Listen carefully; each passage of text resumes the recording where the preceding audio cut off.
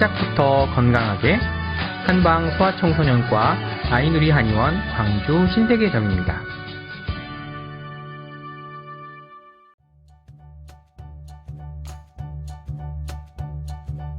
키성장 발달을 이루는 요소에는 여러 가지가 있는데 오늘은 그 중에서도 수면에 대해 이야기해볼까 합니다. 규칙적인 수면은 성장기 아이들에게 특히 중요한데요. 자는 동안 충분한 휴식을 취하게 되면 키성장에 꼭 필요한 세포의 증식을 준비하게 됩니다.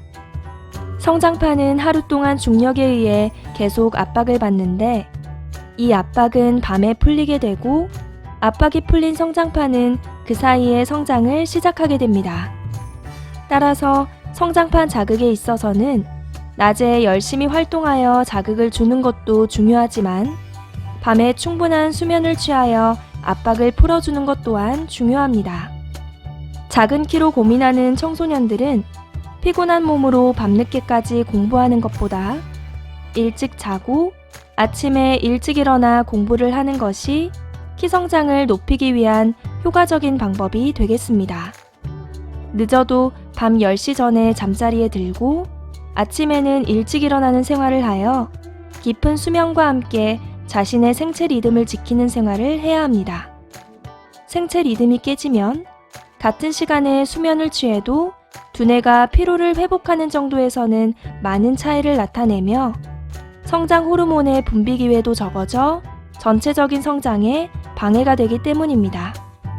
성장 호르몬은 평소에도 분비가 되지만 특히 깊은 수면을 취하고 있을 때 더욱 많이 분비가 되기 때문에 질 좋은 수면을 만드는 것이 중요합니다.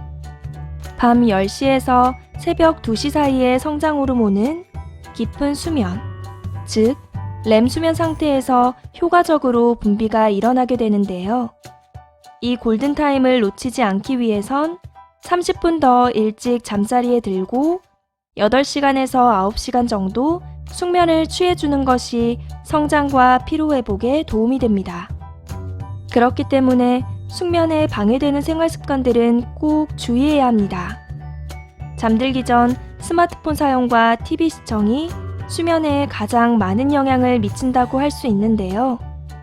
스마트폰의 블루라이트에 노출되는 시간이 많으면 성조숙증에 영향을 주고 밤늦도록 매체에 몰두하면 뇌가 지속적인 스트레스를 받게 되어 수면 장애를 일으킬 수 있습니다. 매체 사용에 의한 신경학적인 스트레스는 성장 호르몬 분비가 원활하지 않게 하므로 적어도 저녁 시간 이후에는 매체를 제한하는 것이 좋습니다.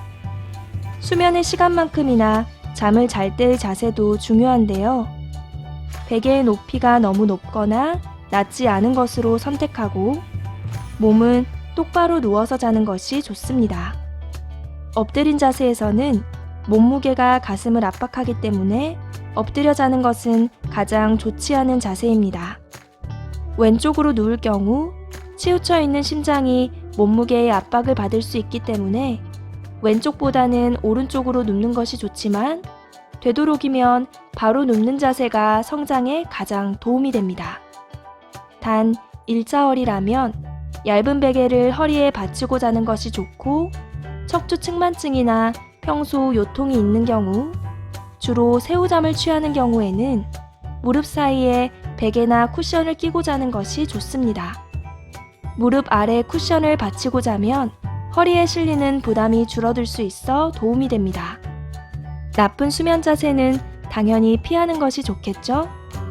엎드려 자는 경우 가슴 압박의 문제뿐만 아니라 목과 어깨의 근육이 긴장하고 뇌세포에는 혈액 공급이 원활하지 않아 아침에 두통과 피로감을 쉽게 느낄 수 있습니다.